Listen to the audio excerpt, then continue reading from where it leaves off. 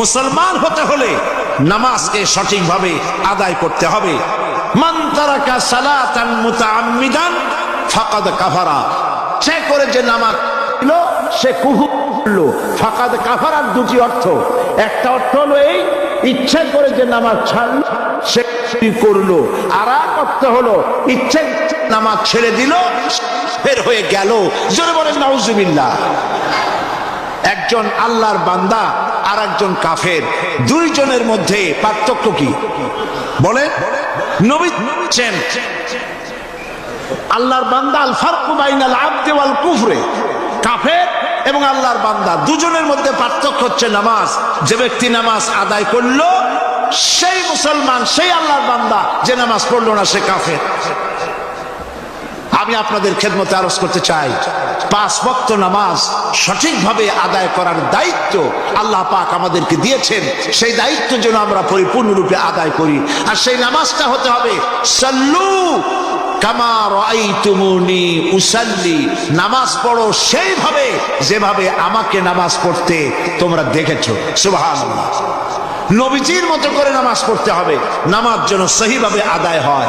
আর এই নামাজই হলো ইন্নাস সালাতা তানহা আনিল ফাহশাই ওয়াল মুনকার, নামাজ মানুষকে অশ্লীলতা এবং পাপাচার থেকে মানুষকে রক্ষা করে।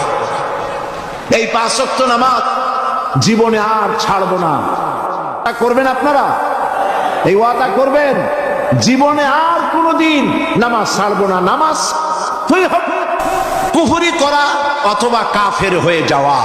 তাহলে আমরা ওয়াদা করি, দুহাত উঁচু করে বলেন, ইয়া আল্লাহ তোমার পবিত্র নামে কসম করি, শপথ করি, ওয়াদা যতদিন পর্যন্ত মালাকুল মউত আমার আসতেছে ততদিন পর্যন্ত ফরজ নামাজ, ফরজ রোজা, শরীয়তের ওজর ছাড়া আর ছেড়ে দেব না, আর ছেড়ে দেব না, আর ছেড়ে দেব না।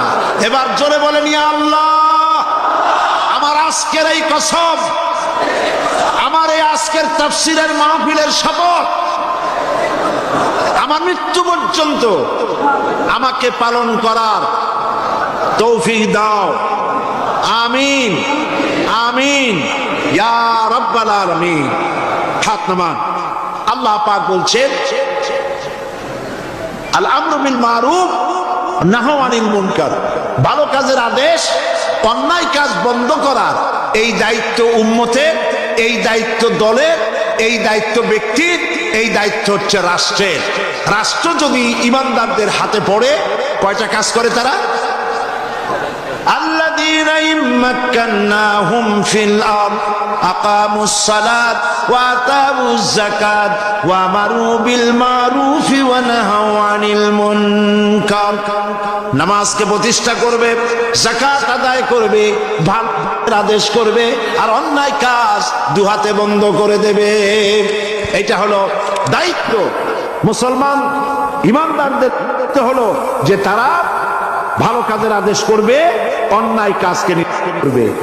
ভালো কাজের আদেশ আর অন্যায় কাজের নিষেধ, এই কাজ করেছিলেন নবী করিম সাল্লাল্লাহু আলাইহি ওয়াসাল্লাম। মুহাম্মদুর রাসূলুল্লাহ, সবাই বলেন সাল্লাল্লাহু আলাইহি ওয়াসাল্লাম, তিনি এই কাজটি পরিপূর্ণরূপে করলেন। এই কাজ করার পর তিনি ইন্তেকাল করলেন। এই কাজের সুফল আমারু বিল মারুফ ওয়া নাহু আনিল মুনকার, ভালো কাজের আদেশ, অন্যায় কাজের নিষেধ করলে ফলটা কি হয় তা কি শুনবেন না চোখে দেখবেন? দেখতে চান? তাহলে ইতিহাসের পাতার দিকে তাকান।